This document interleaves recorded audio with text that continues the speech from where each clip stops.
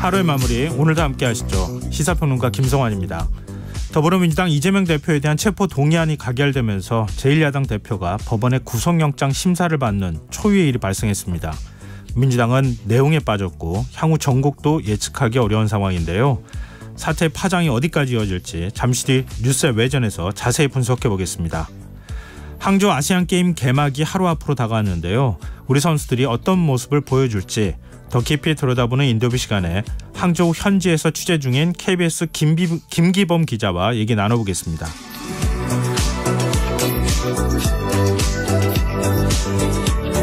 김성환의 시사에는 청취자 여러분들의 관심과 참여 기다립니다. 방송 내용과 관련해 의견 있으신 분들은 문자 보내주십시오. 당첨된 분들께는 모바일 쿠폰 보내드릴 텐데요. 참여하실 번호는 샵9730이고요. 짧은 문자 50원, 긴 문자는 100원의 이용료가 부과됩니다. 또 저희 방송을 유튜브를 통해서도 실시간으로 시청 또 참여하실 수 있는데요. KBS 1라디오 채널 들어오셔서 구독, 좋아요 많이 눌러주시길 부탁드립니다. 김성환의 시사야, 그럼 지금 시작하겠습니다.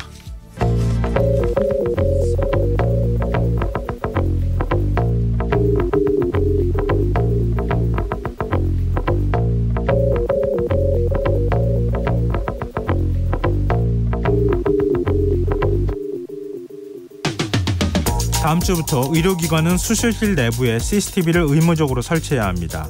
앞으로는 환자 또는 보호자가 요청을 하면 수술 장면을 촬영하고 촬영한 영상은 최소 30일 동안 보관해야 하는데요. 7년 전 수술 중 과다출혈로 사망한 고 권대희 씨 사건을 계기로 수술실 내 불법 행위를 막고 의료사고를 증명할 수 있는 시스템을 마련해야 한다는 목소리가 커졌고요. 관련법이 국회 문턱을 넘은 지 2년 만에 이제 시행을 앞두고 있는 겁니다. 이제 관심은 실효성일 텐데요. 환자단체들은 벌써부터 불만을 드러내고 있습니다. 환자가 직접 CCTV 촬영 신청을 해야 하는데 이런 요구가 의사를 불신하는 것으로 비춰지지 않을지 걱정스럽다는 건데요. 수술을 앞둔 환자가 치료상 불이익을 감수하면서까지 행동에 나설 수 있겠느냐는 목소리가 나오고 있습니다. 게다가 응급수술이나 위험이 높은 수술의 경우 의료진이 촬영을 거부할 수 있고요. 촬영된 영상의 보관 기간도 어린이집에 비해 짧다는 지적도 나오는데요. 대한의사협회와 대한병원협회가 수술실 CCTV 의무화법이 의료인의 직업수행 자유와 인격권을 침해한다며 헌법소원을 제기한 것 역시 변수로 꼽힙니다. 문제는 또 있는데요. 법 시행이 임박했지만 정부는 아직도 의료기관 CCTV 설치 현황을 파악하지 못하고 있는데요. 의료기관의 네트워크가 취약해 영상이 유출될 수 있다는 우려가 오래전부터 제기됐지만 여기에 대한 대책도 전무한 상황이라고 하죠. 복지부는 수술실 CCTV 의무화는 세계 최초의 시도라며 법을 시행해 가면서 가이드라인을 보완해 가겠다는 입장인데요. 환자의 안전과 직결된 문제를 이렇게 정해도 되는 걸까요? 당장 현장의 혼란이 우려되는데 말입니다. 오늘 밤 당신 안에 꿈틀거리는 지식충전 본능이 깨어납니다. 여러분의 자유탐구 영역 김성환의 시사야.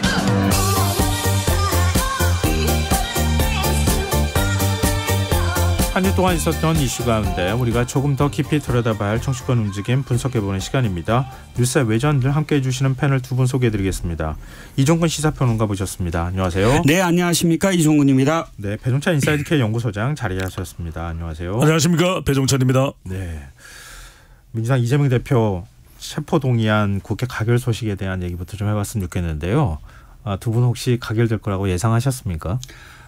저희는 이제 방송인이잖아요. 네, 방송에 그렇죠. 출연해서 지금까지 네. 어떻게 얘기했는지 다 기록되니까 그래서 거짓말을 못하죠. 네. 못하죠.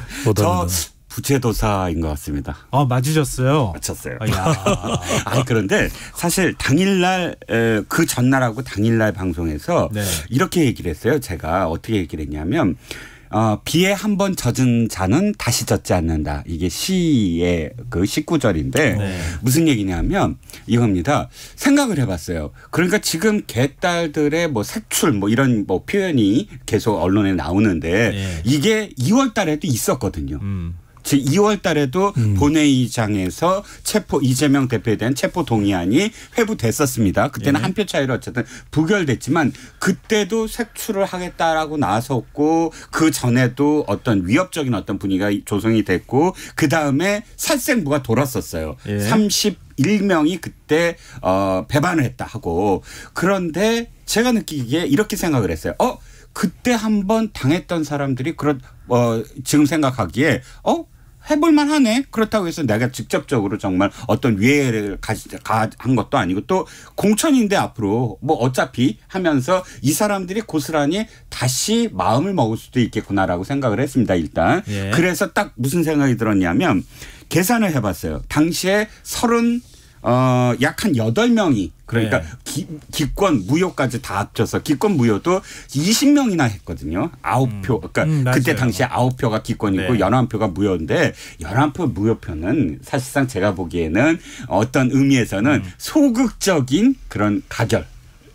어떤 의사를 국회의원이 가진 기표를 못했다면 이런 말이 안 되잖아요. 그러니까 그 사람들이 경계선 그러니까 우물쭈물하다가 딱 중립적인 어떤 기여를 딱 박은 것 같은데 이렇게까지 합쳐서 39이더라고요. 그때 당시에 38에 18표가 확실히 가결표 민주당에서 갖고 물론 국민의힘과 정의당이 모두 다 가결표를 던졌을 경우를 했을 때 18표였고 그다음에 기권 한 표가 20표까지 합쳐서 무효 기권이 38표예요. 그러면 그 사람들은 아마도 18표는 확실히 또다시 가결을 할 거고 이왕 버린 몸하고 그다음에 나머지 20이 어떻게 될 건가 그 생각을 해봤거든요. 그런데 20 중에 최소 한 10표 정도는 갈 수 있다 이번에는 해서 아슬아슬하게 가결될 거다라고 이야기했습니다. 저 이거 기록에 남아 있습니다. 오늘 유난히 막 목소리 힘이 막 잔뜩 들어가가지고 기록에 남아 있습니다.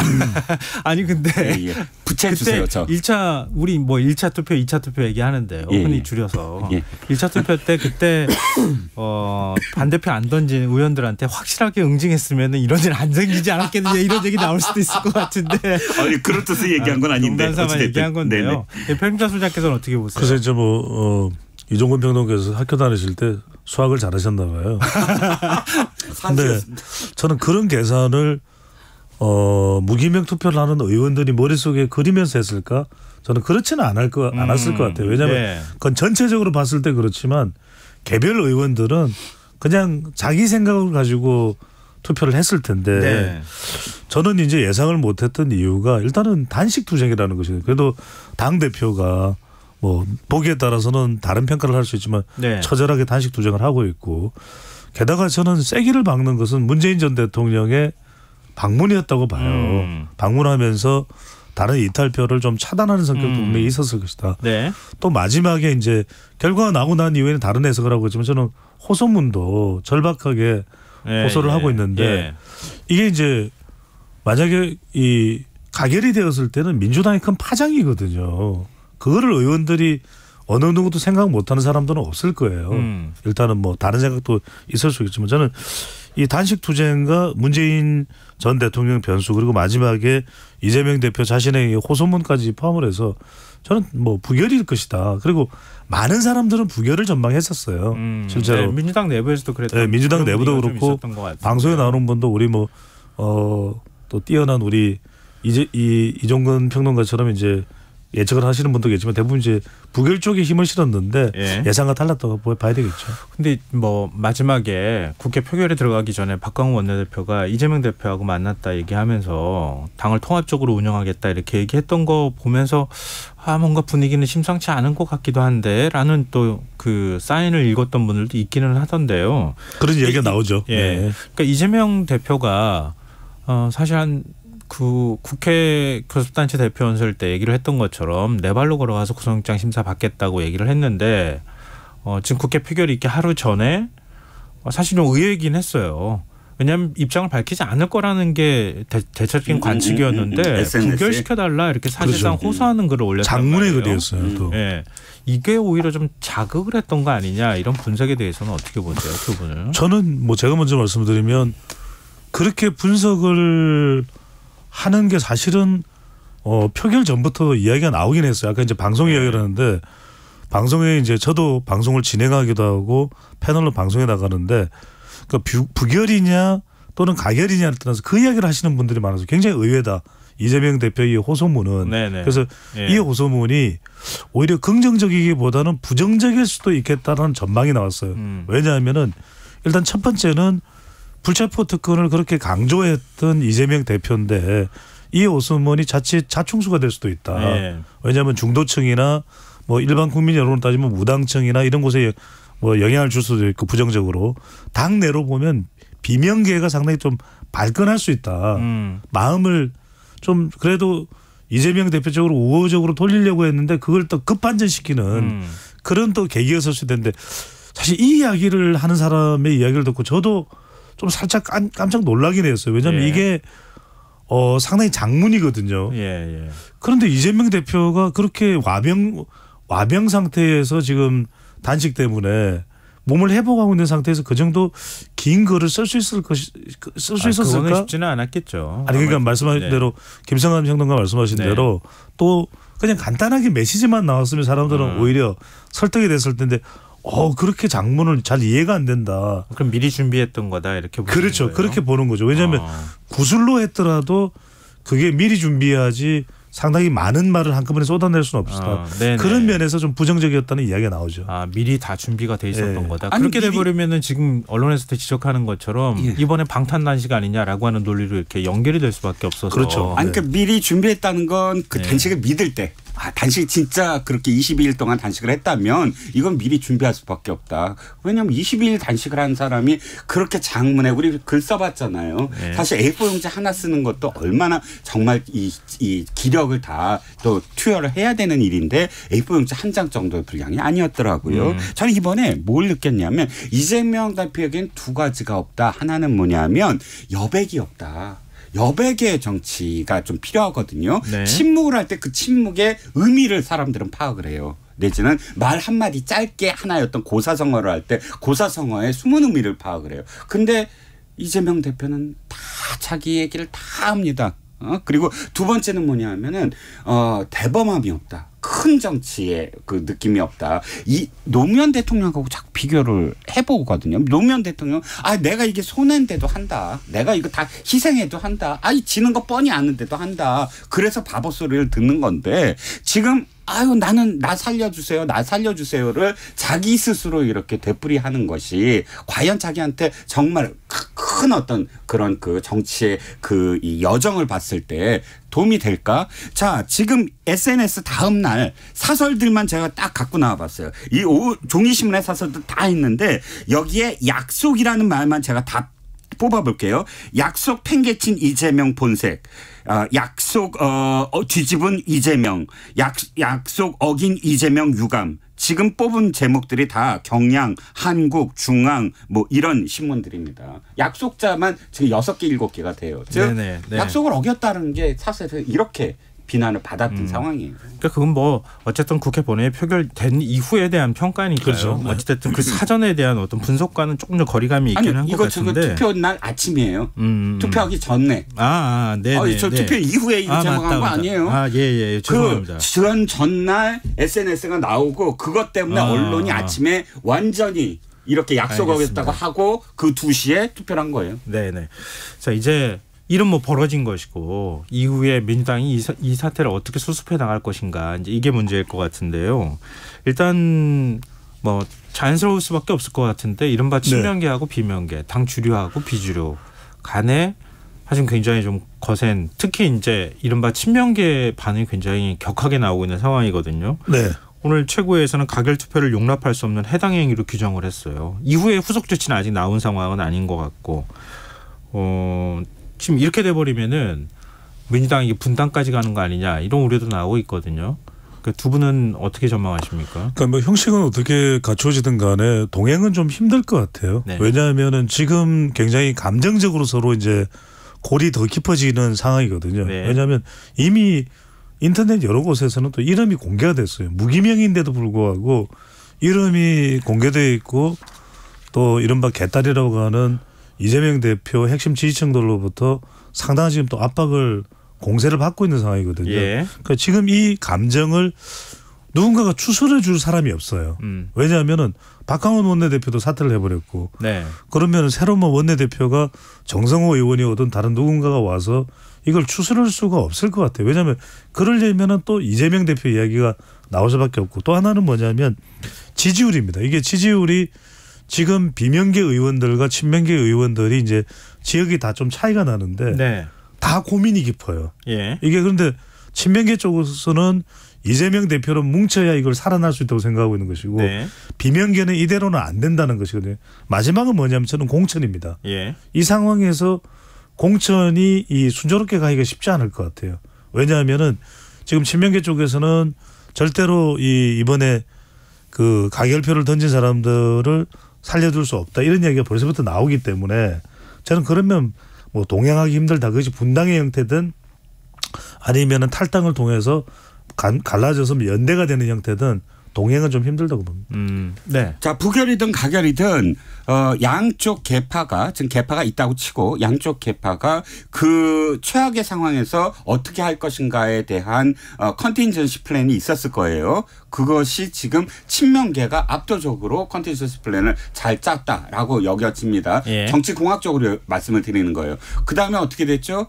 원내대표가 원래 이거 그 권한이 있어야 돼요. 물론 아직 대표가 있지만 대표의 권위까지 상정을 한다면 원내대표의 권한이 더 세질 수 있는데 어떻게 됐냐면 박광원 원내대표 잘렸습니다. 물론 사의 표명이라고는 하나 네. 왜 제가 잘렸다고 표명을 하냐면 친명계는 아무도 안 잘렸어요. 그러니까 사퇴를 안 했어요. 조정식 사무총장이 사퇴를 같이 했는데 조정식 사무총장과 지금 그 박광원 원내대표는 다르죠. 박광원 원내대표는 선출직이기 때문에 사의를 뭐 대표한테 사표를 던지는 관계가 아닙니다. 네네. 의총장에서 뭐 고함 소리 나오고 한 다음에 사의 표명하고 끝. 이건 어떤 의미냐면 처음부터 사의를 표명한 게 아니라 의총장의 분위기로 인해서 떠밀려간 느낌이고요. 예. 조정식 사무총장은 어떻게 됐죠? 바로 병상에 있는 이재명 대표가 보유하세요. 사표 아직 수리 안 됐습니다라고 그 아프신 와중에도 조정식 사무총장은 안 쳤어요. 예. 자, 원내대표단은 모두 다 지금 물러난 셈이고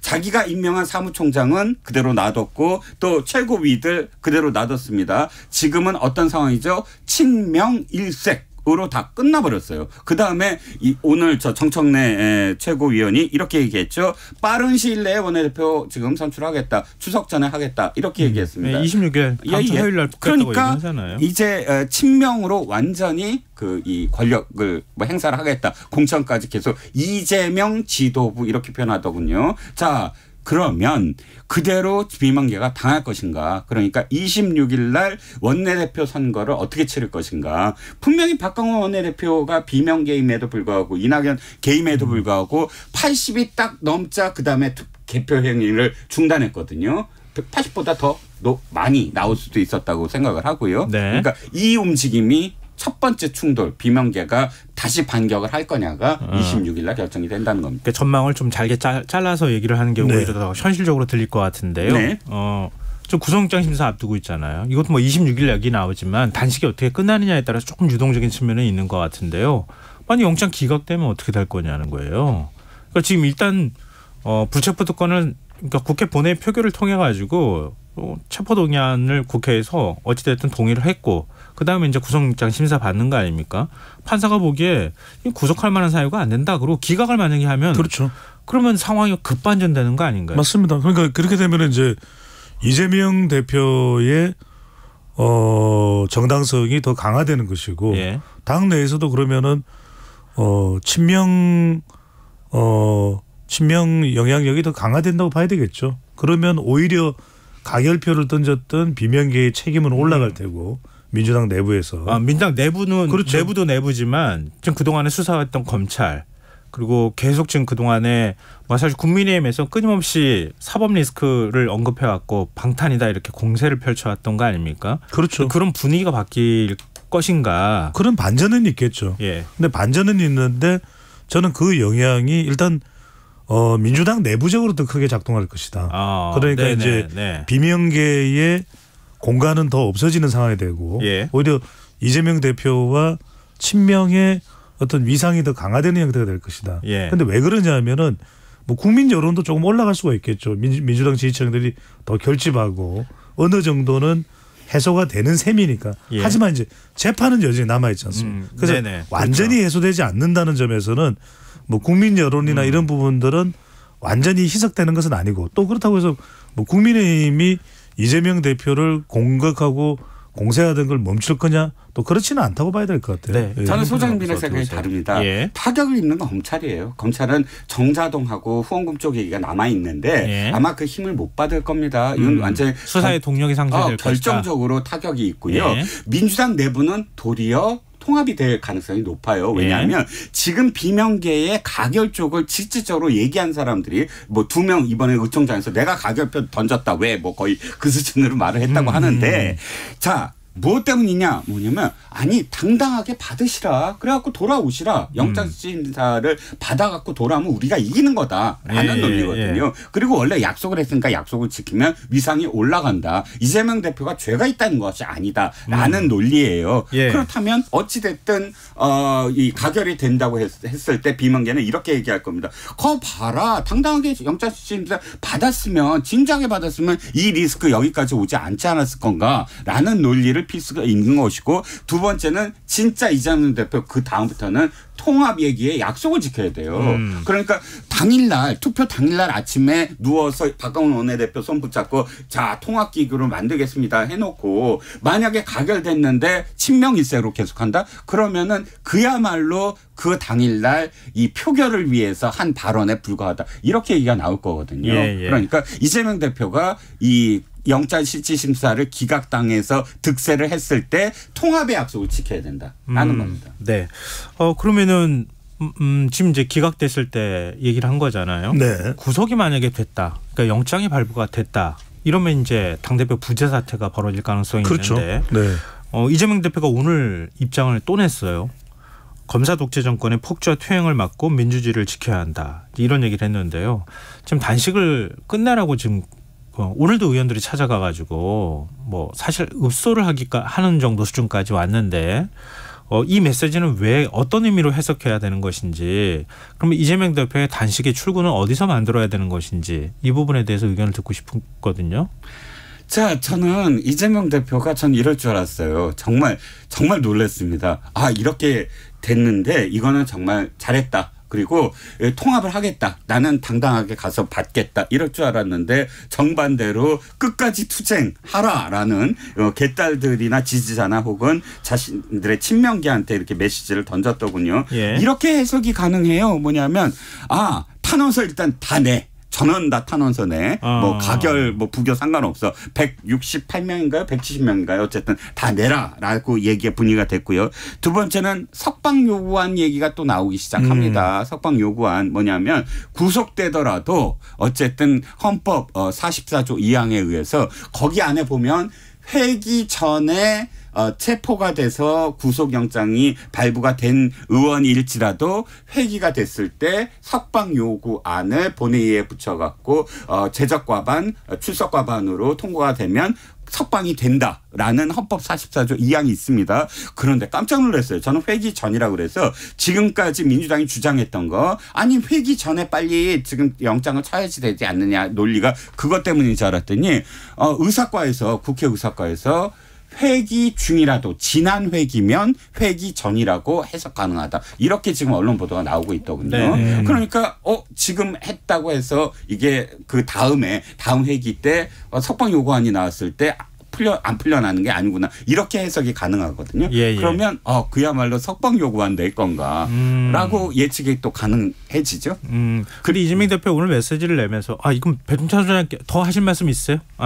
그 메시지 내면서 이재명을 넘어 민주당과 민주주의를 국민과 나라를 지켜주십시오. 이런 표현도 사실 들어가긴 했어요. 네. 그러니까 자신이 구속된 이후에도 싸워달라 이제 이런 메시지도 같이 포함해서 메시지를 냈다고도 볼 수 있을 것 그렇죠. 같은데 하여튼 뭐 동일한 질문이니까요. 답변을 같이 해주시면 될 것 같아요. 오늘 뭐 이종근 평론가하고 생각이 다른데 저는 오히려 이재명 대표가 여하튼 구속이 된다라는 것은 거치와 신상의 변화가 발생을 하는 거잖아요. 그렇죠. 저는 오히려 그러면은 민주당으로서는 다른 대안을 찾는 시도가 가능해질 것이다. 오히려 실질적으로. 네. 왜 그러냐 하면은 이재명 대표가 구속된다 그러면 말 그대로 이제 그 상황에서는 비대위나 이런 걸 생각해 볼 수밖에 없는 것이거든요. 그렇다면은 비명도 나갈 명분이 없어요. 왜냐하면 비대위가 만들어지고 그것이 뭐 친명이냐 비명이냐를 떠나서 민주당의 위기 돌파를 위한 그런 비대위가 만들어진다. 그러면 빈명이라고 해서 자기들 살겠다고 나갈 수 있는 상황은 아니거든요. 예. 그렇다면 오히려 저는 새로운 돌파구가 민주당으로서는 만들어질 수 있다. 그리고 이재명 대표가 사실 구속돼서 뭐 옥중공천이다 이런 이야기가 나오지만 그게 사실은 현실적으로는 쉽지가 않거든요. 그러면은 저는 뭐 친명대로 고집을 피울 수는 없는 것이고 또 그렇다고 해서 뭐 정청래 수석 최고위원 같은 경우에는 그래도 대표직에서 사퇴해서는 안 된다. 구속되더라도 그렇게 이야기를 하지만 저는 이재명 대표의 신상 변화가 있으면 뭔가 비대위가 구성되면서 또 친명과 비명이 서로 좀 통합을 시도하는 저는 그런 계기도 만들어질 것 같아요. 근데 지금 당대표 거리 사태가 생겨서 만약에 비대위 체제로 넘어간다고 하면 임기 8개월 이내로 남았을 때 가능한 일이라고 하거든요. 그렇죠. 그러면 올해 연말까지인데 이재명 대표가 지금 옥중이라 하더라도 내가 명시적으로 사퇴를 하겠다. 당을 위해서 뭐 이런 입장을 밝히지 않으면 지금 당대표 없는 상태가 된단 말이에요. 그렇죠. 비대위 구성이 안 되잖아요. 네네. 불가능해요. 네. 예. 그러니까 그런 사태가 벌어질 가능성. 그래서 옥중공천 얘기가 나오는 거거든요. 지금 저는 또 오늘은 소장님하고 왜 이렇게 계속 그 길이 어긋날지 모르지만 의견이 뭐 다양한 게 좋은 거니까요. 그럼요. 예, 어긋나고 있는데 이것도 역시 조금 다릅니다. 왜냐하면 이미 군불대기가 시작이 됐어요. 정성호 의원이 SNS를 통해서 옥중 공천을 불사해야 된다라고 아예 명시를 했고 또 아까 정청래 의원 어저께와 오늘 계속 잇따라 발언을 계속 내면서 단일 대우로 일사불란하게 가자. 그리고 이재명을 지키자. 이재명의 지도부는 흔들리지 않는다. 이런 메시지를 계속 하고 있거든요. 저는 일단은 이게 수습 차원이 아니라 계속 진행이 될 거다. 이렇게 갈 가능성이 크다. 이게 이재명 대표가 사퇴하지 않을 것이다. 사퇴하지 않을 가능성이 커요. 그러니까 저는 지금까지의 어떤 뭐랄까요. 정치 어떤 코드 내지는 정치 언어와 굉장히 다른 방향으로 가고 있다라는 느낌이 많이 들거든요. 그러니까 이재명 대표 오늘 워딩이나 혹은 조정식 사무총장만 유임시키거나 이런 부분들이 계속 느껴지는 게 와 끝까지 갈지도 모르겠다. 그러니까 이 사법적인 어떤 판단이랑 전혀 별개다. 석방 요구안도 끝까지 갈 가능성이 크다. 그러니까 어차피 이게요. 저는 공천이라고 생각을 해요. 공천에 지킬 거냐 아니면 다시 뺏을 거냐. 예를 들어서 윤영찬 의원의 현근택 의원이 계속 도전하고 있고 전해철 의원의 양문석 전 방송심의위원이 도전하고 있고 이런 식의 친명과 비명 간의 30개 지역 이상에서 지금 혈투를 벌이고 있는 와중이거든요.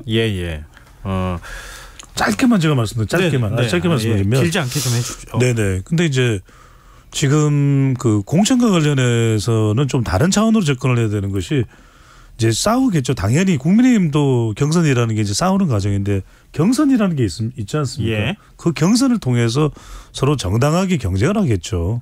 뭐 국민 여론조사 50%된 당원 50%가 있을 텐데 짧게 제가 말씀드리면 이거죠. 왜냐하면 옥중 공천이 됐든 이재명 대표가 구속이 됐는데도 당 대표직을 고집하면 이건 이제 더 큰 파장이 있겠죠. 그러면은 저는 뭐냐면 여론이 좋을 리가 있겠습니까? 더 여론은 악화되겠죠. 호남도 그렇고 수도권도 그렇고. 그러면 총선 패배에 대한 우려가 커질 텐데 한번 생각해 보십시오. 만약에 총선에서 패배한다. 그러면 이재명 대표도 날개가 꺾이지만 민주당도 엄청나게 날개가 꺾이게 되는 것이거든요. 그럼 뭐 그래서 저는 선거라는 걸 생각한다면 오히려 이재명 대표가 마냥 고집하기는 그건 쉽지 않은 거다라는 생각을 하는 거죠. 짧게 그런데 그걸 뻔히 아는데도 불구하고 그 불구덩이로 들어간 케이스가 두 가지가 있어요. 하나는 진박 논쟁. 그때 진박 논쟁도 분명히 이거 이렇게 계속하면 안 된다 했는데 어떻게 됐죠? 옥새 파동까지 계속 가면서 불구덩이로 갔어요. 그때 당시에 박근혜 대통령을 옹이할 수 있는 30명의 진박만 있어도 된다. 이게 진박 논쟁의 핵심이거든요. 지금 똑같은 그런 느낌이에요. 이재명 대표를 중심으로 현근택 전 위원장이 지금 표현한 게 그렇잖아요. SNS에 이재명 당 이렇게 표현하잖아요. 그러니까 이재명을 중심으로 한 몇 명만 돼도 된다라는 식의 어떤 분위기로 가면 그건 당이 문제가 아니에요. 네, 알겠습니다. 이제 그동안에 이제 사법 리스크가 계속 지속되어 왔던 상황인데 윤석열 대통령 취임 이후부터 계속 지금 그랬던 거 아닙니까? 그렇죠. 이것 때문에 민주당이 정치 검찰이다 이렇게 비판을 해오기도 했었고 검찰 수사가 계속 진행되어 왔던 것도 사실이니까요.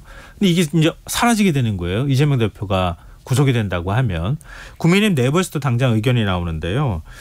이 유승민 전 의원의 경우에는 윤석열 대통령의 위기이자 국민의힘 위기다. 이제 민주당을 적으로 규정할 명분이 사라져버렸다. 이렇게 얘기를 하고 있거든요. 이렇게 됐을 경우에 국민의힘은 그러면은 그동안에 민주당을 총 공세를 펴왔다고 할 정도로 이재명이 존재했기 때문에 가능한 공세가 사라지면 국정 운영에 관한 그러니까 역공을 펼칠 만한 게 없으니까 온전한 책임을 지금 져야 되는 여러 가지 공세를 또 역으로 받게 될 문제가 생길 수 있단 말이에요. 이런 국민의힘의 반응, 그래서 국민의힘도 사실은 이번에 체포동의안이 가결되고 난 다음에 민생을 바로 강조하는 모습을 보이기도 했었는데요. 국민의힘은 어떻게 된다고 보십니까? 결코 웃을 수가 없는 상황이고 저는 국민의힘도 국민의힘이지만 사실 지금 국민의힘은 대통령 지지율에 연동돼 있거든요. 흥미로운 분석을 하나 말씀드리면 지난 2020년과 그다음에 2016년의 경우에는 상당히 총선 같은 경우에 대통령 지지율과 연동이 됐었어요. 그런데 이제 지금 이 정치권 상황에서 내년 총선을 바라보면 대통령 지지율보다는 특이한 상황이에요. 오히려 정당 지지율과 연동이 돼 있어요. 내년 총선이. 그러니까 이전에 총선을 보면은 대통령 지지율과 많이 연동이 됐었는데 그러니까 2020년 총선 무렵에 문재인 전 대통령의 지지율이 한 60% 되니까 300명을 곱해보면 180석이 나오거든요. 근데 지금은 그렇게 안 돼요. 왜냐하면 지금은 대통령 지지율을 대입해 볼 수 있는 게 아니라 정당 지지율 쪽으로 가는 거예요. 그 이유가 바로 이재명 대표의 이유가 크다고 봐야 되겠죠. 왜? 정당 지지율로 묶여 있는 겁니다. 이재명 대표의 더불어민주당. 그다음에 대통령 지지율이나 국민의 지지율이 사실상 같기 때문에 국민의 지지율로 대변되는 윤석열 대통령. 이거 윤명 대첩이 됐거든요. 그런데 이재명이 사라지고 나면 이제 윤석열 대통령의 지지율로 평가가 될 거예요. 국민의힘은. 그래서 저는 이게 상당히 국민의힘이 부담이 되고 과연 국민의힘은 무슨 혁신을 하고 있냐 이런 것 자체가 이제는 평가의 기준이 될 수 있겠죠. 맞습니다. 그래서 국민의힘도 걱정을 했는데 지금 보니까 국민의힘이 걱정이 많이 또 사라졌어요. 왜냐하면 민주당이 개혁의 길로 갈 것 같다. 그리고 이재명 리스크를 완전히 손절할 것 같다. 스스로 어쨌든 충돌은 있겠지만 그러나 민주당 본연의 모습으로 간다면 우리가 어찌 될 것인가라는 고민을 했는데 현재까지는 정청래라는 참 그 정치인이 있구나. 이렇게 또 전면에 나서 주시는구나. 그리고 그 다음에 색출 등등의 어떤 그런 비민주적인 그런 방법으로서 지금 정청래 의원이 뭐라고 발언을 했죠? 당장 그 39명을 다 징계를 하겠다라고 얘기를 했잖아요. 그러면 그 방법이라는 게 무기명 비밀 투표라는 헌법적 가치, 민주적 가치를 훼손하겠다는 거거든요. 벌써 어기구 의원인가요?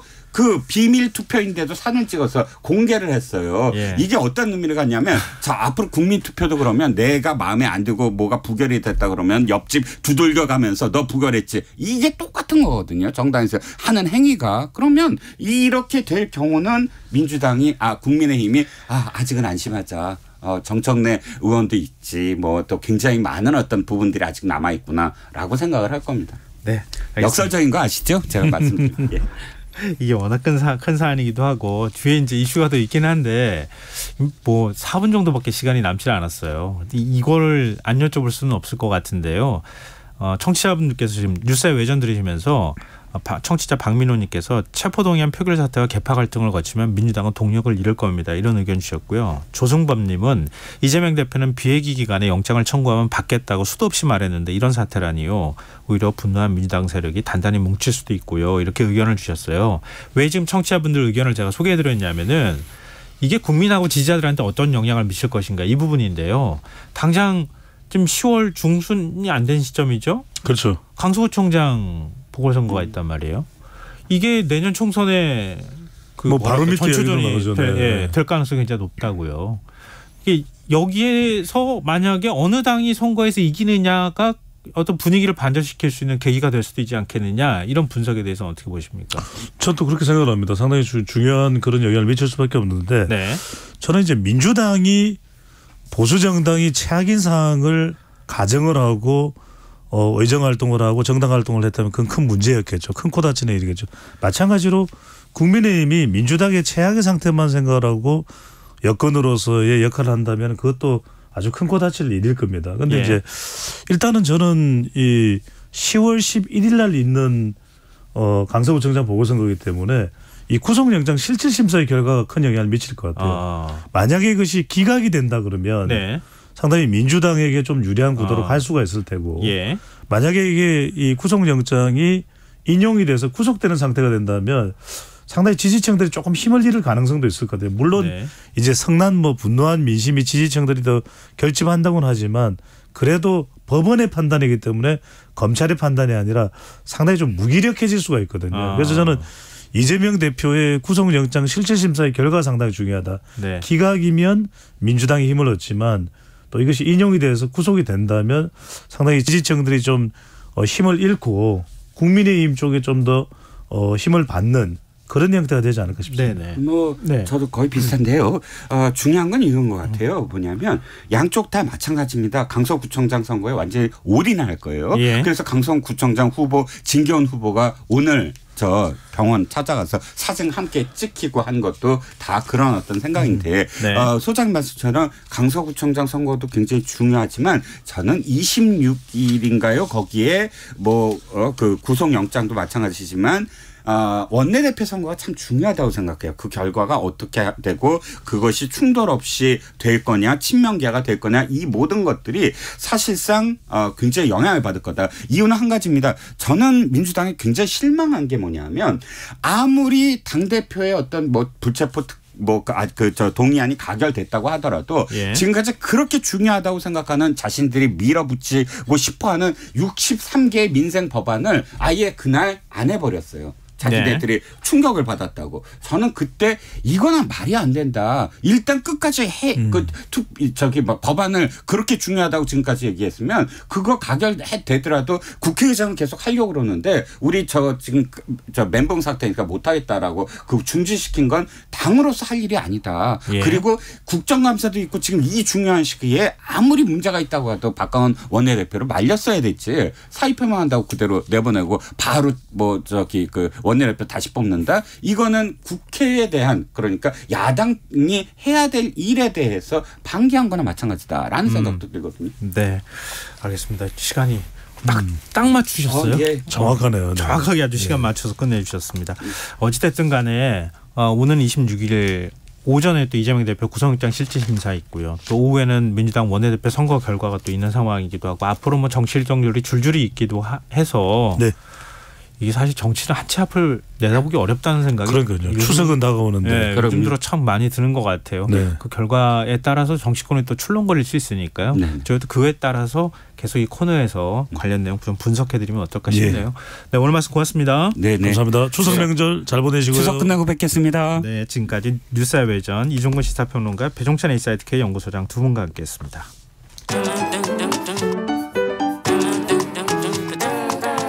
일일 시사권장량 채워가세요. 골고루 담았습니다. 당신만을 위한 하루 시사 김성환의 시사야. 한 차례 연기 끝에 2022 항저우 아시안게임이 내일 개막을 드디어 앞두고 있습니다.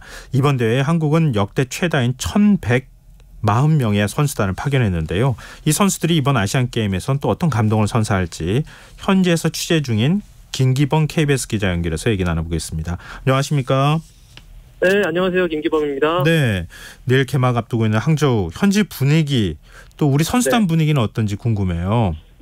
나쁘지 않은 것 같습니다. 저 혹시 보셨는지 모르겠는데 우리나라 축구 대표팀이 아시안게임 개막하기 전에 이제 조별리그 경기를 치렀는데요. 1차전에서 9대0으로 대승을 거두면서 굉장히 분위기를 이끌어 나갔고요.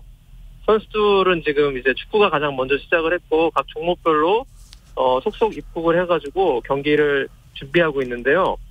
일단 중국이기 때문에 시차가 1시간이거든요. 예. 그래서 시차 적응도 없고 기후가 조금 덥고 습한 점이 뭐 적응의 숙제가 될 수 있겠습니다만 그나마 어제부터는 이제 비가 내려가지고 기온도 많이 내려가서 약간 초가을 날씨를 느낄 수 있거든요. 예. 그래서 그 날씨 적응에도 문제가 없고 시차 적응에도 전혀 문제가 없는 그런 대회. 무엇보다 저 이번에 도쿄올림픽이나 베이징 동계올림픽과 달리 이번에는 코로나에서 완전히 벗어난 네. 제대로 된 종합대회이기 때문에 선수들이 마음껏 네. 발휘하고 오겠다 이런 다짐을 하고 있는 것 같습니다. 네. 국제대회 많이 다녀오셨잖아요. 지금 네. 그 항저 아시안게임 준비 상황은 어떻습니까? 준비는 전반적으로 잘 된 것 같습니다.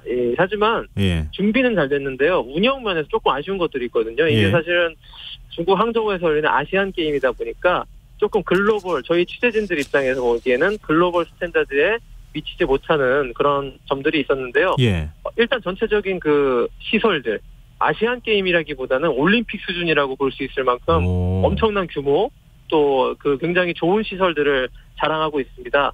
근데 운영 면에서는 이런 얘기가 나옵니다. 이제 예. 중국의 지역 전국체전 같다. 이런 말들이 좀 나오고 있는데 경기 일정이 걸핏하면 바뀌고 있고요. 뭐 우리나라 선수단 가운데 근대오종 같은 경우에는 경기장 준비가 안 돼가지고 도착한 다음 날 훈련을 못하는 일도 있었어요. 예. 그래서 좀 여러 가지 불편한 점들을 많이 겪고 있고 무엇보다 여기가 이제 중국이 좀 사회주의 국가다 보니까 네.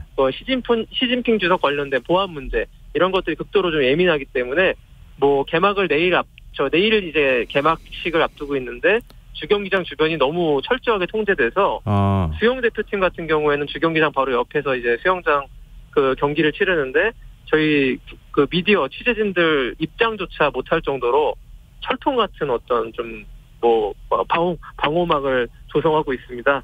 그래서 좀 어려운 면도 좀 있었고 예. 처음에 저희가 가장 놀랐던 것들 중에 하나가 그 선수와 그 기자 미디어들이 만나는 공간을 그 섞여 있다고 해가지고 믹스드 존이라고 하는데요. 네. 만나서 인터뷰하는 공간인데 또 인터뷰 공간을 돈 받고 판다고 그래가지고 굉장히 당황했던 그런 기억도 있습니다. 어쨌든 좀 해결은 됐어요. 됐어요. 해결이? 네. 네. 예. 근데 지금 뭐 말씀하셨던 것처럼 경호 경비가 뭐 아주 철통같이 이루어지고 있다 이렇게 하셨는데 중국 정부 항상 뭐 이런 얘기 이런 행사할 때마다 나오는 얘기지만 언론이나 여론 통제하는 건 어때요? 일단은 뭐 그렇게 심하진 않은데요. 이것도 저 아시안 게임도 굉장히 큰 규모의 국제 종합대회이기 때문에 예. 선수촌, 뭐 방송센터, 미디어 센터 이런 곳에서는 뭐 SNS를 통제한다거나 뭐 접속을 차단한다거나 이런 거 없습니다. 다만 이제 제가 이제 개인적으로 머물고 있는 호텔의 와이파이로 예를 들어 접속을 하게 되면은 예. 유튜브나 SNS 이런 쪽으로 접속이 차단되는 원활하지 못한 면이 발견되거든요. 예. 그리고 또 조직위에서 한 사흘 전쯤에 예. 정치적 의사표시를 하는 행동은 엄격히 제한하고 이를 위반할 시에는 추방까지 하겠다 이런 공지사항이 굉장히 떴는데요. 예. 역시 좀 사회주의적 국가이기 때문에 여러 가지 조심을 하는 것 같다 이런 분위기입니다. 네. 그럼 우리 선수들이 어떤 경기 펼칠지 궁금한데요. 일단 놓치지 말아야 할 주요 경기 좀 짚어볼까요? 네. 아주 중요한 것들만 요약했습니다. 예. 수영의 황선우 선수 경기 보셔야 될 것 같고요. 예. 육상의 우리 스마일 점퍼 높이뛰기의 우상혁 선수 도쿄올림픽에 이어서 이번에 또 큰 웃음 줄 것으로 기대되고 있습니다. 우리나라 배드민턴 여자 단식의 안세영 선수는 지금 세계 랭킹 1위, 세계 최정상을 달리고 있는 선수여서 예. 아시안 게임에서 가장 유력한 금메달 후보라고 볼 수 있고요. 탁구 스타 신유빈 선수도 중국이 이제 탁구를 가장 잘 치는 나라잖아요. 예. 만리장성 탁구라고 그러는데 이 만리장성 탁구에 도전장을 내밀고 있습니다. 저 개막식이 이제 내일 열리고 그 다음 날 일요일부터 본격적으로 뭐 메달 경쟁이 시작되는데 예. 첫 번째 금메달 소식을 저희 근대오종 개인전에서 전해드릴 수 있을 것 같아요. 그래서 첫 금메달이 기대가 되고 있습니다. 지금 근데 지금 말씀 들어보다 보니까 이거 내내 TV 봐야 되겠다는 생각이 드는데요. 이게 봐야 될 경기가 한두 개가 아닌데. 네. 지금 말씀하신 황선우 선수, 안세영 선수, 우상혁 선수, 뭐 신유빈 선수 혹시 만나보셨어요? 컨디션은 어떻다 그래요? 괜찮아요? 자, 지금 황선우 선수가 어제 입국했고요. 예. 제가 인터뷰를 해봤는데 조금 부담감을 느끼는 것 같아요. 워낙에 이제 황선우 선수는 사실 아시아 레벨이 아니라 올림픽에서 이제 금메달을 노리고 있는 그런 월드 클래스의 선수이기 때문에 이런 선수들은 오히려 아시안 게임에 오면 꼭 우승 금메달을 해야 된다는 좀 압박감이 올림픽보다 크기 때문에 좀 더 부담을 느낄 수 있고요. 예. 다만 이제 수영 대표팀에 이제 황선우 선수만 있는 것이 아니고요. 그 자유형 400m 같은 경우에는 김우민 선수가 이번 대회에 있는데 이 선수도 주목을 해보셔야 되는 게 어쩌면 황선우 선수는 이번 대회 최다 관왕이 예. 김우민 선수는 4관왕까지 노리고 있습니다. 그 정도로 황선우와 이제 쌍벽을 이루는 새로운 스타 탄생이 예고가 되고 있고요. 아직 아까 말씀드렸던 배드민턴의 안세영 선수는 입국을 하지 않은 상태입니다. 하지만 최근에 국제대회에서 잇따라 세계 정상에 오르면서 기세가 아주 가파르다 볼 수 있고 우상혁 선수 역시 가장 최근에 열렸던 다이아몬드 리그 네. 파이널에서 한국 선수로 최초로 우승을 차지했거든요. 예. 기대하셔도 좋을 것 같습니다. 근데 누가 뭐래도 아시안게임 최고 흥행 카드는 구기 종목이잖아요. 야구와 축구인데 네, 야구 대표팀은 아시안게임 4연패, 축구 대표팀은 3연패 목표로 하고 있잖아요. 그렇습니다. 이번에 뭐 또 다시 우승할 것 같습니까? 사실 3연패를 해본 적도 없고 4연패를 해본 적도 없고 그때 새로운 역사를 다 쓸어가는 겁니다. 특히 축구 같은 경우에 아시안게임 3번 연속 금메달 따는 거는 저 하늘이 정말 도와도 될까 말까 한 일인데 네. 이 황선홍 감독이 이끄는 축구대표팀이 아까도 말씀드렸다시피 첫 경기 쿠웨이트와의 경기에서 9대0 두 번째 2차전에서 태국을 또 4대0으로 이겼어요. 뭐 이렇게 폭발적인 공격력을 갖고 있는 축구대표팀은 이때까지 제가 본 적이 없는 것 같습니다. 거기에 우리나라의 뭐 에이스라고 할 수 있죠. 파리 생제르맹에서 뛰고 있는 이강인 선수까지 어제 합류했거든요. 그래서 제가 합류했어요. 방금까지 오늘 이제 첫 훈련을 같이 하는 걸 제가 취재를 했는데요. 아주 밝은 모습으로 건강하게 훈련을 같이 하는 모습을 보고 3회 연속 팀 금메달에 대한 기대감이 더 커졌습니다. 우리 야구 대표팀은 어떻습니까? 그렇습니다. 야구 대표팀도 이제 아시안 게임 이미 3연패를 했고요. 이번이 4번 연속 금메달을 도전하는 것인데 2006년에 못 땄고 2016년 광저우, 2014년 인천 아시안 게임, 그다음에 2018년 자카르타 팔렘방 아시안 게임까지 3번 연속 야구는 우승을 했는데 그때까지는요. 프로야구 선수들 주전급 선수들이 다 참여를 했었어요. 근데 이번 대회부터는 연령 제한을 좀 뒀습니다. 25세 이하 선수들이 주축이 돼서 대회를 치르긴 했는데 이유가 기억하실지 모르겠는데 지난번에 2018년 자카르타 팔렘방 그 아시안 게임 금메달 따긴 했는데 그때 선수 선발 논란이 크게 일었습니다. 그래가지고 정치권까지 가세를 해가지고 국정감사 끝에 결국에는 당시 대표팀 감독이었던 선동열 감독이 사퇴하는 그런 논란까지 있었는데요. 그래서 이번 대회는 이런 논란을 의식해서 이른바 이제 프로야구 선수들 제19 감싸기 이런 느낌을 최대한 자제하기 위해서 굉장히 좀 엄격하게 선수를 선발했고 스타나 이름값으로 선발하지 않아서 조금 전력은 많이 약해졌다는 평가를 듣습니다. 그래서 25세 이하 프로 4년차 이하 선수로 구성을 했는데요. 게다가 이 대표팀에 그래도 굉장히 좀 잘한다고 하는 프로에서 최고급 선수들인 이정우, 구창모, 이유리 이런 간판 선수 3명이 잇따라 부상으로 이제 결국에는 이제 아시안 게임에 합류가 안 됐거든요. 그래서 걱정은 많은 편입니다. 근데 오늘 밤에 여자 축구 대표팀이 미얀마하고 첫 경기 했는데 3대0으로 완승했다는 소식도 있던데요. 여자 축구 대표팀은 어떻습니까? 이번에 여자 축구가 사실은 여지난달에 여름에 월드컵이 이제 호주, 뉴질랜드에서 열렸는데 우리 대표팀이 굉장히 기대를 많이 받았는데 좀 실망스럽게 조별리그에서 탈락했거든요. 그래서 그런 아픔이 있어서 이번 아시안 게임을 좀 서력의 기회로 삼고 싶은 그런 마음이 간절합니다. 그래서 오늘 첫 경기 보니까 굉장히 좀 좋은 조직력을 보여주면서 3대0으로 완승을 거뒀습니다. 앞으로 좀 기대를 해봐야겠습니다. 네, 여자 축구 대표팀도 좀 선전하길 기대하는 마음 간절합니다. 그리고 아시안게임 출전 선수들 면면을 보니까요. 연령대가 그 어느 때보다 다양하더라고요. 네, 굉장히 재밌죠. 그러니까 최연소가 11살이고요. 최고령이 73살입니다. 73요? 나이차가 62살이 나는데 그 11살 선수가 2명이나 있어요. 그러니까 체스가 있습니다. 이 아시안 게임은 굉장히 특이 종목이 많아가지고 그 몸으로 움직이는 것뿐만 아니라 두뇌 스포츠도 포함이 돼서 체스의 김사랑 선수는 11살, 스케이트보드의 문광호 선수도 6학년이거든요. 이 두 선수가 이렇게 만나보면 어린이에요. 그리고 여기 또 브릿지라는 그 카드 게임이 있는데 여기에 출전하는 최고령 선수가 임현신인데 73살입니다. 그래서 그래도 나이차는 굉장히 많지만 똑같은 태극전사 국가대표고요. 제가 특히 좀 이번에 11살 선수들 인터뷰를 좀 해봤는데요. 저도 솔직히 놀랐습니다. 제가 이 나이 때 이 정도의 인터뷰를 할 수 있었을까 생각할 정도로 왜 이 선수들이 국가대표가 됐는지를 알 수 있었던 정말 성숙하고 말도 또박또박 잘하더라고요. 근데 지금 체스 말씀해 주셨는데 체스도 종목이야 이렇게 생각하시는 분도 있을 것 같아요. 이색 종목도 꽤 있나 봐요.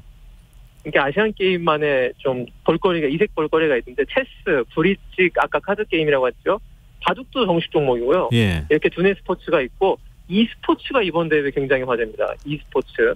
자, 컴퓨터 게임이죠. 예. 그래서 이번에 처음으로 정식 종목 채택돼가지고 우리나라의 롤이라는 e스포츠가 있는데 여기에 세계적인 명성을 얻고 있는 페이커라는 이름의 이상혁 선수가 오늘 중국으로 들어왔는데 항저우 공항이 한 100명이 넘는 중국 팬들이 장사진을 이루면서 사인해달라고 소리를 지르면서 근데 제가 열어봤는데 이번 아시안 게임 최고 스타 한 명만 꼽으라고 그러면요. 네. 항저우 아시안 게임으로 북한한다면 페이커 이상혁 선수 왔습니다. 정말 대단한 스타였고 외신에서도 e스포츠에 마이클 조던이 왔다 이렇게 표현할 정도로 대단한 인기를 자랑했습니다. 이번 아시안 게임 우리나라 대표팀 목표가 몇입니까? 예. 이번에 우리나라 종합 목표는 사실 순위가 그렇게 중요한 건 아닙니다만 금메달 50개 이상을 획득해서 종합순위 중국과 일본에 이어서 3위를 굳건히 지키자. 이게 목표입니다. 왜냐하면 지난번 대회 때 일본과의 격차가 굉장히 많이 벌어졌거든요. 네네. 그래서 일본이 아무래도 2020년 도쿄올림픽을 유치하다 보니까 굉장히 엘리트 체육에 많은 투자를 했고 그래서 좀 우리와의 격차가 좀 벌어졌는데 알겠습니다. 이번 우리 선수단의 목표는 그 격차를 줄이자는 겁니다. 꼭 달성했으면 좋겠습니다. 오늘 말씀 고맙습니다. 네. 고맙습니다. 예, 지금까지 KBS 김기범 기자였습니다. 방금 전에 인터뷰하는 가운데 전화 네트워크 상태가 좀 좋지를 못했습니다. 방송 고르지 못했던 점 양해 말씀 드립니다. KBS 라디오 김성환의 시사 1부 순서 여기서 마무리하겠습니다. 그럼 전 11시 정각 2부에 다시 찾아오겠습니다.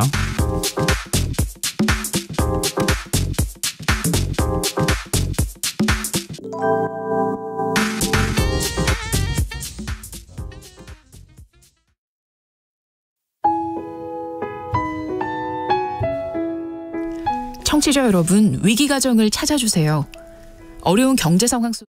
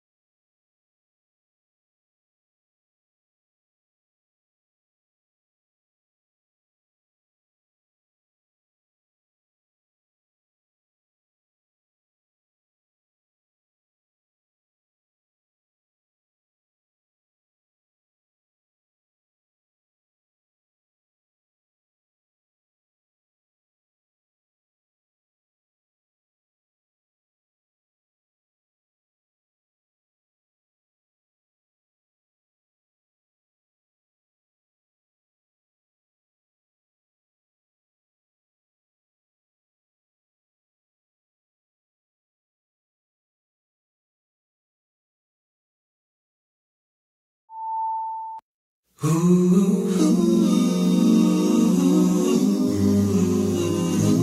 밤 그냥 보내긴 아쉬우니까요. 당신의 하루의 끝까지 야무지게 채워드립니다. 당신의 지식충전소 김성환의 시사야.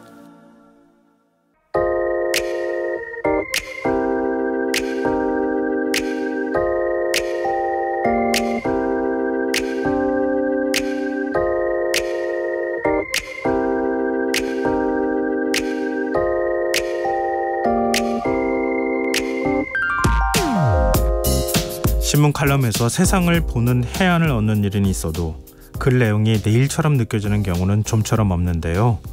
최근 저에게 이런 경험을 선사한 이희경 인문학 공동체 문탁 네트워크 대표의 칼럼 내용을 전해드리고자 합니다. 최근 한 회원이 홈페이지에 이런 글을 올렸다고 합니다. 3년 정도 필라테스를 했더니 선명한 복근까지는 아니더라도 제법 힘이 붙어 예전보다는 병뚜껑을 좀 쉽게 딸 수 있다. 문제는 거기에 줄줄이 붙은 댓글이었는데 이슈는 운동이 아니라 병뚜껑이었다고 합니다. 방아쇠 수지 증후군 때문에, 약해진 악력 때문에 병뚜껑을 못 딴다는 체험담들이 이어졌는데 앞권은 이 회원의 고백이었다고 합니다. 잼을 샀는데 뚜껑을 못 열어 남편 퇴근을 기다렸고 생수병 뚜껑을 못 열어 지나가는 사람에게 부탁했다. 이 병뚜껑 소동은 결국 젊은 회원 한 명이 다용도 만능 뚜껑 따개를 구매해 모두에게 안기면서 일단락되었다고 합니다.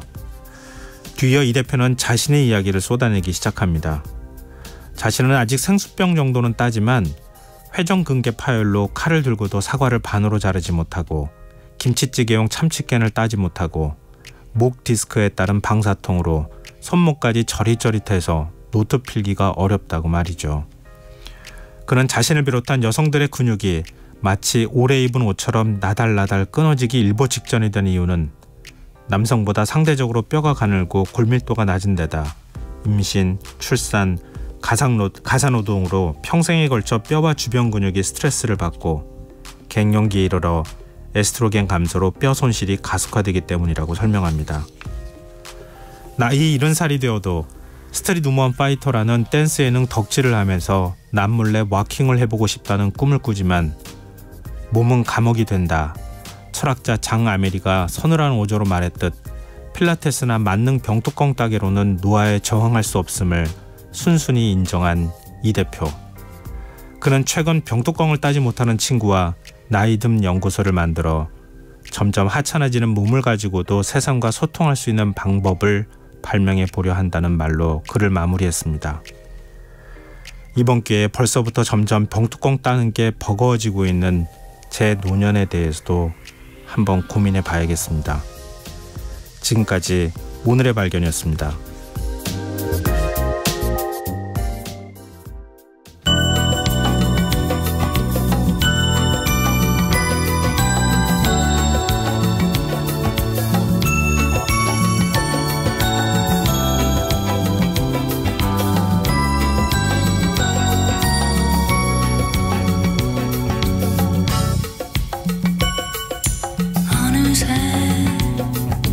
내 나이도 희미해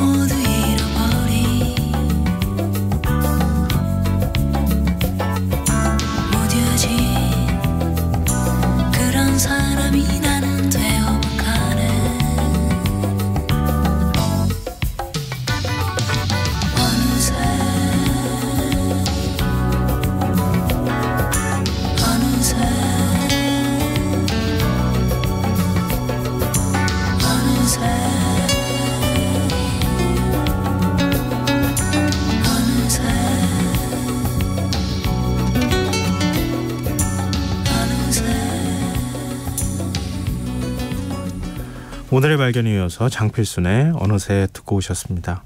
김소환의 시사는 언제나 청취자 여러분의 관심과 참여 기다립니다. 오늘도 방송 내용과 관련한 청취자분들 문자 많이 들어오고 있는데요.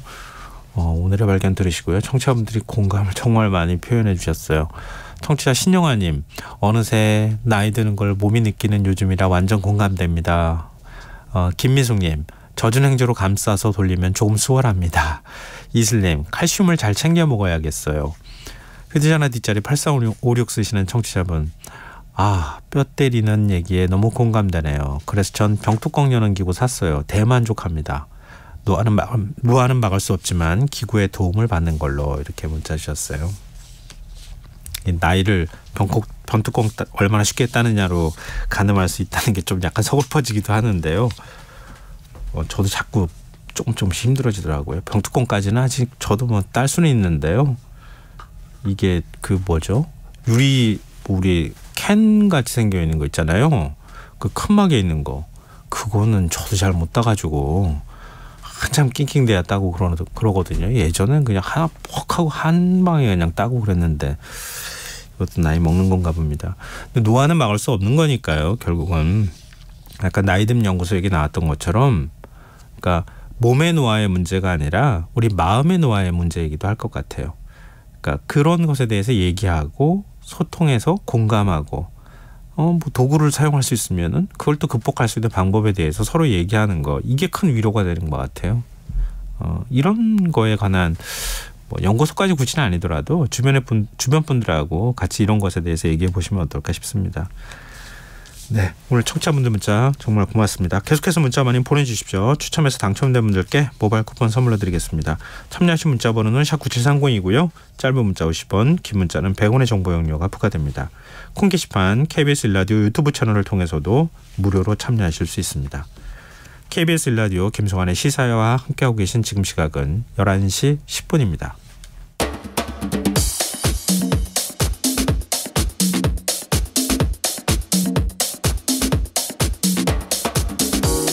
오늘 일어난 세상 곳곳의 소식들 당일 배송으로 전해드립니다. 밤참 뉴스, 오늘도 역시 이영경 뉴스캐스터 나와 계십니다. 안녕하세요. 네, 안녕하세요. 오늘 제가 몇 시쯤이었을까요? 한 5시 좀 넘어서였었나요? 갑자기 이 소식 듣고 이건 뭐지? 또 하는 생각이 좀 들었어요. 네. 서울 상봉역 인근에서 흉기 난동이 또 있었어요. 네, 그게 이제 사건이 발생한 건 오후 3시 반쯤이었는데요. 네. 20대 남성이 70대 남성에게 흉기를 휘둘렀습니다. 이유는 어깨를 부딪혔다라는 이유로 시비가 붙었고요. 네. 범인이 갑자기 소지하고 있던 흉기로 피해자를 찌른 것으로 전해지고 있습니다. 이 흉기는 본인이 설명하기로는 그 책을 표시하는 그 포스트잇이라고 하잖아요. 스티키노트를 자르는 용도로 흉기를 가지고 있었다. 이렇게 경찰에서 진술을 하기도 했는데요. 예. 본인이 가지고 있던 흉기로 피해자를 찔렀습니다. 1시간 이상 경찰들이 상주에 있었고 이 허벅지를 다쳐서 피해자가 병원에 치료를 받고 있는데요. 현재 생명에는 지장이 없는 것으로 알려지고 있습니다. 피해를 당했던 남성의 경우에는 역 안에 있는 안내부스로 스스로 걸어와서 도움을 요청한 상황이었고요. 예. 서울교통공사 측에서 응급조치를 취하고 난 뒤에 112와 119에 신고했다고 밝혔습니다. 범행 직후에 피의자가 도주했기 때문에 승객들이 대피하는 그런 소동은 발생하지 않았는데요. 말씀하신 것처럼 흉기 난동 사건이 끊이지 않고 있기 때문에 시민들이 굉장히 불안해하는 상황입니다. 경찰에서 CCTV를 통해서 이 용의자를 추적해서 사건이 발생한 지 약 3시간 만에 검거를 했습니다. 이 남성을 상대로 해서 전과 여부와 흉기, 소지 동기 등을 조사하고 있는 상황입니다.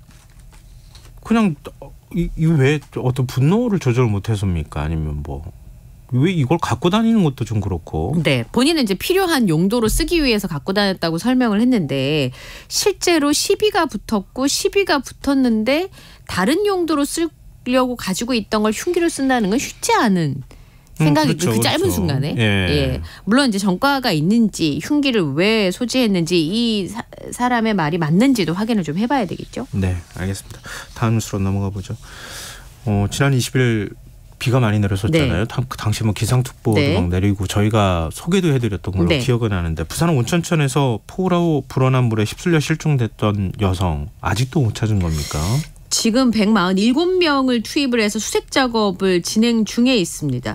네, 그 CCTV 영상을 확인하다가 어제 오전에 부산시청 재난방지과 CCTV 녹화 영상을 살펴보니까 경찰에서 연안교 부근 CCTV에서 실종자 추정 물체를 발견했습니다. 그러니까 녹화가 된 시점은 사건이 발생하고 39분 뒤로 추정을 하고 있는데요. 그러니까 20일 오후 6시 40분쯤이죠.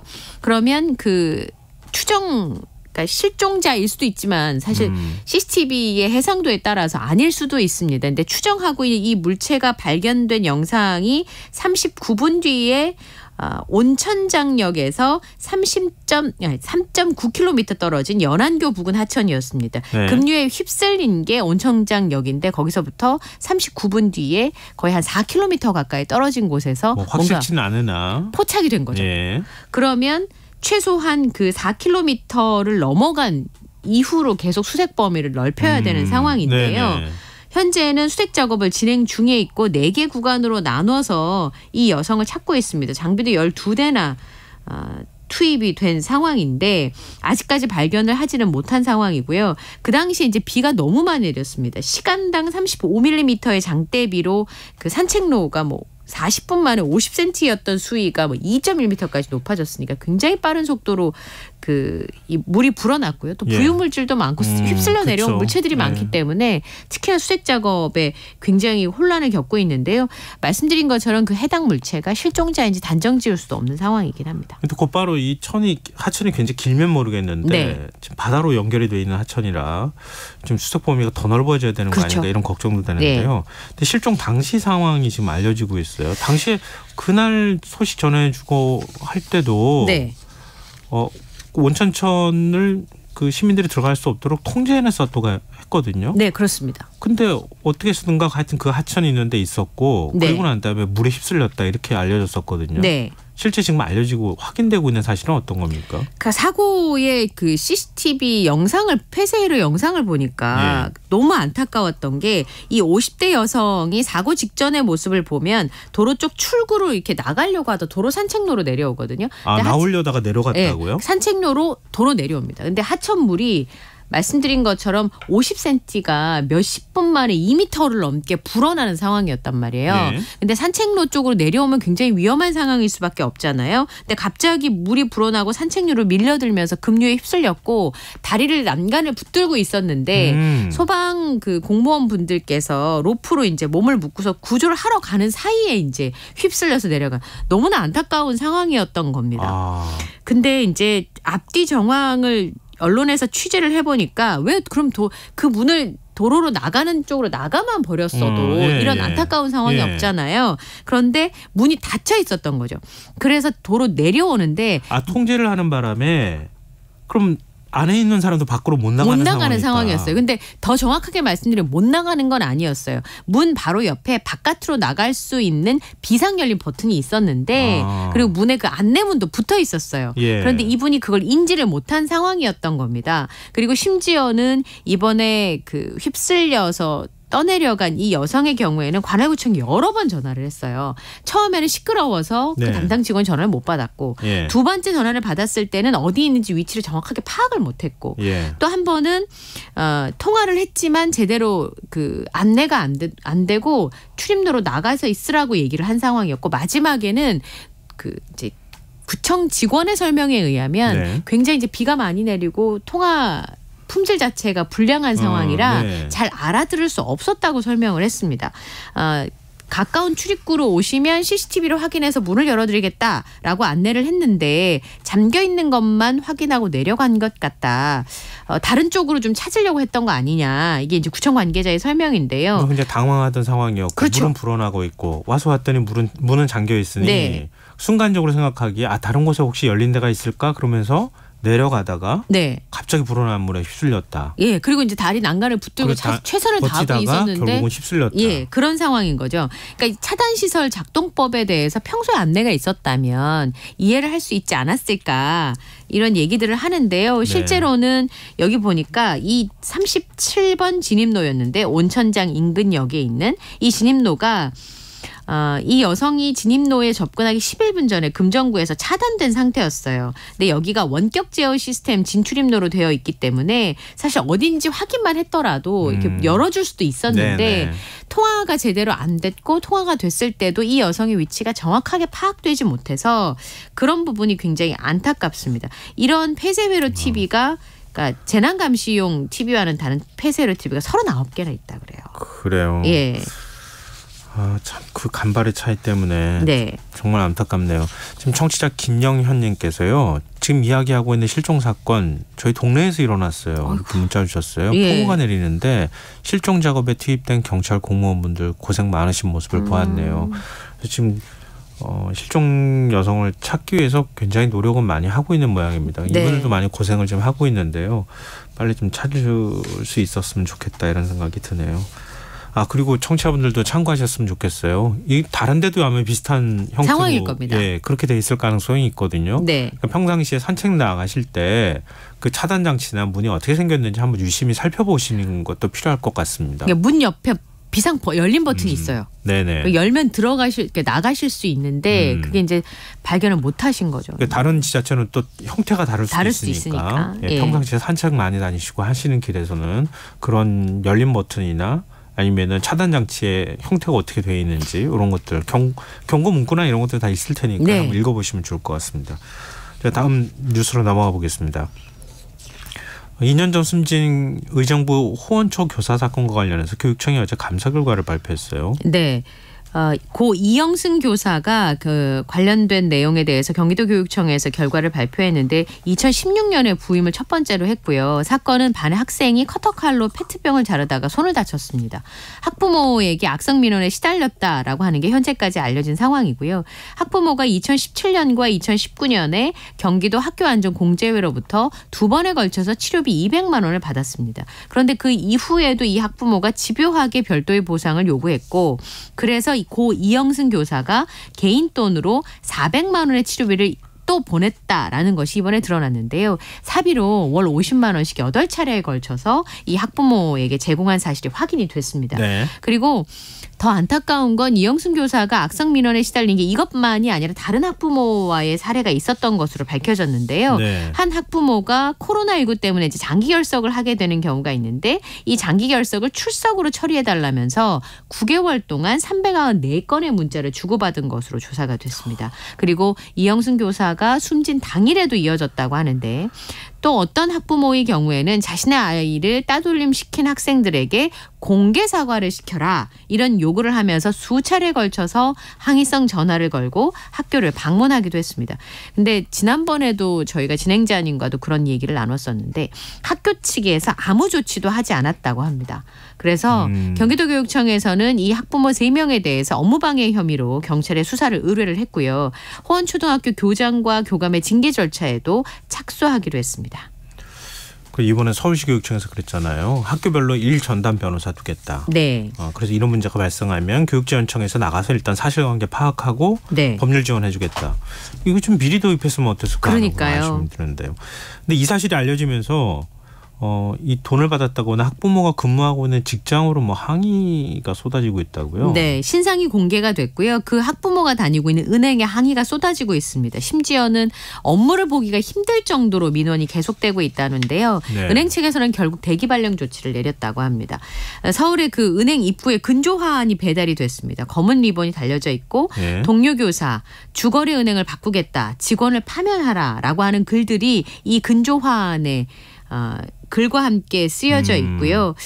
그리고 실제로 그 숨진 이영승 교사에게 돈을 받았다고 하는 학부모의 직장이 공개가 되면서 화환뿐만 아니라 이 화환을 치우지 말라는 위협까지도 은행 측에 전달이 되고 있다고 합니다.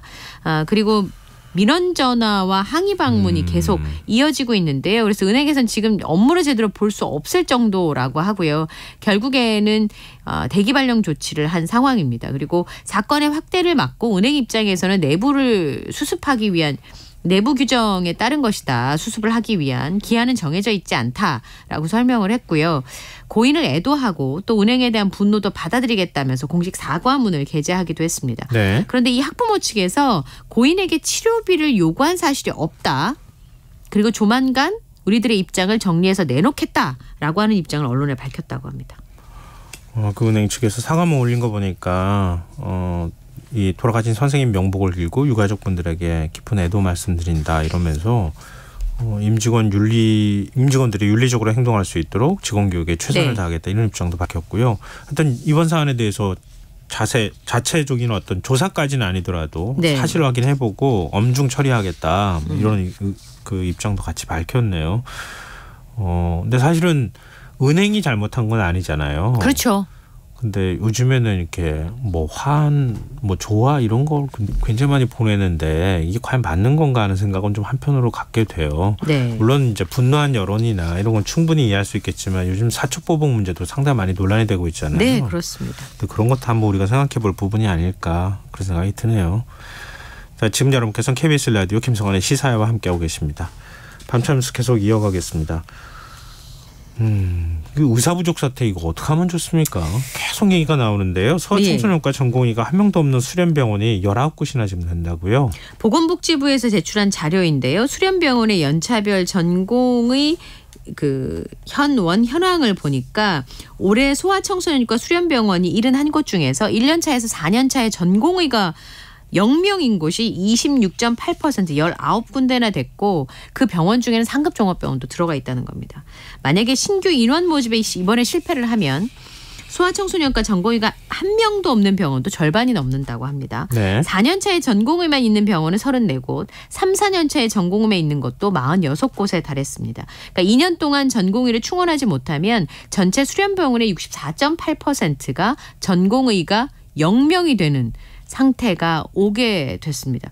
하반기에 소아청소년과 전공의를 모집하는 정원이 143명인데요. 네. 4명만 지원을 해서 지원율이 2.8%에 그쳤습니다. 인턴 과정 이수한 다음에 수련병원에서 아니면 수련기관에서 전공 과목 중에 한 과목을 전공으로 수령하는 과정인데 네. 계속 이제 인원이 진료인이 급감을 하면서 지원 인원도 줄어드니까 이제 이러면 병원을 운영을 할 수가 없는 상황이 오는 거죠. 그러니까 수련의들이 소아청소년과는 비전이 없다. 아예 그쪽을 선택하지 않는다는 얘기잖아요. 네. 근데 2020년만 해도 이런 병원이 2군데밖에 안 됐어요. 그런데 2021년과 22년에 6곳, 2023년에 19곳까지 늘어나고 있는 상황입니다. 4년차 전공의만 있는데도 2020년엔 4곳밖에 안 됐는데 2023년에는 34곳이나 되는 거죠. 예. 정부가 오늘 대책을 발표했죠. 예, 최근에 아이들도 줄고 있는데 아까 예. 말씀드린 것처럼 여러 가지 문제로 동네 소아과들이 문을 닫고 있습니다. 게다가 말씀드렸던 것처럼 지원자가 많이 줄고 있는 기피과가 되고 있는데요. 현재는 이제 정부에서 내놓은 그 대책 중에 하나는 소아 전문 응급의료센터를 2곳 더 확충하고 지원 예산도 추가 투입을 한다는 겁니다. 나이가 어린 환자의 경우에는 사실 진료하기 굉장히 까다롭다고 해요. 네. 아무리 이제 뛰어난 기술을 가지고 있는 의사 선생님이라고 하더라도 아이들은 문진하는 과정에서도 그 신호들을 다 알아채고 하는 부분들이 굉장히 어렵고 의사편이 서툴리니까요. 예, 그리고 이제 장기 자체가 어른들과 다른 성장 과정이 있기 때문에 진료 자체도 굉장히 어려운 상황인데요. 그래서 소아 입원 치료에 대해서 보상을 좀 확대할 예정입니다. 예. 현재는 8세 미만의 환자가 입원할 때 30% 입원료를 가산해 줬었는데 앞으로는 1세 미만에 한해서 50%로 올려주고요. 심야 시간에 6세 미만의 병의원 진찰료, 약국 보상을 2배 이상 인상하는 등 소아진료에 대한 야간 휴일 진료에 대한 지원을 늘리게 됩니다. 특히나 소아청소년과 전문의가 6세 미만의 소아 환자를 진료할 때 별도 수가가 있는 정책 가산을 신설해서 지원할 계획이고요. 소아청소년과 전임의에게는 매달 100만 원의 수료 보조수당을 지급하기로 했습니다. 네. 지금 청취자 유령님께서요. 정말 이거 큰 문제네요. 소아과 산부인과 같은 경우는 점점 의사가 사라지고 네. 게다가 피부과나 성형외과로 의료 인력이 몰린다면서요. 이렇게 또 의견을 주시기도 하셨는데요. 대한소아청소년과 의사회 저희 프로그램에서도 인터뷰한 적이 있었는데 혹시 반응을 내놓은 게 있습니까? 이렇게 표현했던데요. 네. 정보 대책에 기대를 접었다. 네? 의협의 경우에만 해도 네. 지금 당장 이게 충분하지는 않다라고 판단을 하면서도 네. 한 번 해결될 수 없으니까 앞으로 지속적인 후속 지원책이 마련될 것을 기대하면서 긍정적으로 평가한다. 이게 의협의 입장입니다. 네. 그러니까 앞으로도 지속적으로 관심을 가지고 지금은 좀 부족하더라도 점차 지원을 늘려달라라고 하는 입장으로 보이는데요. 네. 그런데 소아청소년과의 문제 입장의 경우에는 좀 상황이 다른 것 같습니다. 소아청소년과의 경우에는 지금 이런 대책으로는 해결할 수 없다라고 하는 입장을 보이고 있는데요. 예. 정부 대책에 대해서 부정적인 반응을 견제하면서 좀 다른 모습을 보여주고 있습니다. 그러니까 의료수가 올리는 정도로만 해결될 수 있는 문제가 아니다. 네. 보다 근본적인 문제들을 해결해야 한다. 네. 이렇게도 얘기하는데 근데 요즘 뭐 응급의도 안 된다 그러고 뭐 병원도 문 닫는다 그러고 뭐 이렇게 의사가 계속 부족하다고 하는데 의사 늘린다는 얘기는 또 안 나와요. 늘린다고 얘기하는데 그건 또 반대하고 대체 어디서 문제를 해결해야 될지 모르겠습니다. 근데 의사 숫자를 늘려도 이제 소아청소년과를 유인할 수 있는 또 방법들도 그렇죠. 만들어야 그것도 좀 되는 찾아야 될 것 같고 네. 전반적으로 의사가 부족하다고 자꾸 얘기가 나오는데 네. 기존의 의사들 때문인가요? 하여튼 잘 안 되는 것 같습니다. 다음 뉴스로 가보겠습니다. 요즘 건강을 위해서 숲이나 공원에서 맨발 걷기 하는 분들 많잖아요. 저 남산에 최근에 갔다 왔는데요. 남산 그 길에 둘레길을 그냥 맨발로 막 올라다니고 그러더라고요. 네. 근데 지금 이렇게 맨발 걷기를 하는 것 때문에 뭐 마찰이 생기고 갈등하는 곳이 있다고요? 그러니까 맨발 걷기를 하면 안 된다고 규정되어 있는 공간에서도 그게 왜 문제냐라고 하면 통제를 따르지 않는 사람들이 있으면서 거기에 대한 의견이 엇갈리고 있습니다. 대표적인 곳이 조선 왕릉인데요. 그 정릉 앞에 가보면 경건한 공간이니까 맨발 보행은 엄격히 금지한다고 적혀져 있습니다. 근데 들어가 보면 맨발로 많이들 걸으세요. 그러면서 이제 그분들이 하는 얘기가 뭐냐면 아니 건강하고 행복을 추구할 수 있는 권리가 있는 건데 무덤에 계신 분들도 여기 있는 분들이 맨발 걷기에서 건강이 좋아지고 치유가 되면 좋아하지 않겠냐 이렇게까지 얘기를 하시는 건데요. 조선 왕릉은 잘 아시다시피 유네스코에서 지정한 세계 유산입니다. 근데 여기가 오히려 맨발 걷기 명소가 되어 버렸다는 건데요.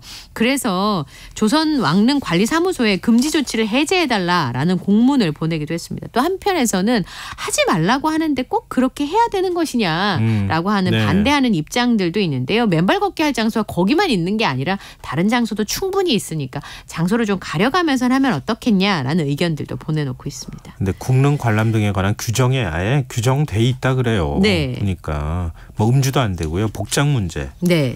뭐 이렇게 고성방가 종교 집회 같은 것도 안 되게 돼 있는데 네. 우리 외국에 관광 가면 그렇잖아요. 여기는 뭐를 어떤 복장을 입어야 됩니다. 그러면 또 막 그거 다 챙겨가지고 입잖아요. 네, 그렇죠. 그러니까 우리도 그렇게 하면 안 되나 이런 생각 같이 하셨으면 좋겠어요. 네. 그러니까 외국 나가서 지킬 거 우리 국내에서도 지켜야 되는 거니까요. 네. 마지막 뉴스입니다. 추석 연휴 귀성길에 고속도로 휴게소 찾는 분들 많을 텐데 음식값이 많이 올랐다고요? 작년에 왜 고속도로 휴게소 음식값 비싸다고 국토부에서 10% 인하하라고 그러고 그것도 안 돼가지고 그 사장이 물러난 일이 있었잖아요. 네. 그런데 이번에 가보니까 음식이 되게 많이 올랐다는 거예요. 보니까 2021년 8월 대비해서 11.2%가 올랐습니다. 보니까 비빔밥만 해도 10%, 라면도 9.9%, 아메리카노 9.6% 이렇게 많이 오른 상황이었던 거죠. 그래서 이제 좀 추석 때만이라도 좀 싸게 해달라라고 국토부에서 요구하기도 했었는데 예. 실제로 영업이익이 악화될 것을 우려해서 응하지 않고 있는 상황인데요. 아시다시피 물가가 전체적으로 올라서 오르는 것이기 때문에 사실은 내려달라고 읍소하는 것 외에는 현재로 방법이 있지는 않습니다. 새 사장을 뽑았는지 모르겠네요. 참. 근데 이렇게 한다 그래서 내린다고 해서 억지로 내려서 될 문제는 또 아닌 것 같다는 생각도 드네요. 하여튼 불편함이 있을 것 같습니다. 오늘 밤잠스 여기까지 하겠습니다. 지금까지 이영경 뉴스캐스터와 함께했습니다. 고맙습니다. 감사합니다. 김성환의 시사는 오늘도 K컬처 특집 오디오 웹툰 드라마 편성관계로 평소보다 조금 일찍 마무리하겠습니다. 모바일 쿠폰 당첨자는 홈페이지 공지사항에서 확인하실 수 있습니다. 전 다음 주 월요일 다시 찾아뵙겠습니다. 지금까지 시사평론가 김성환이었습니다. 고맙습니다.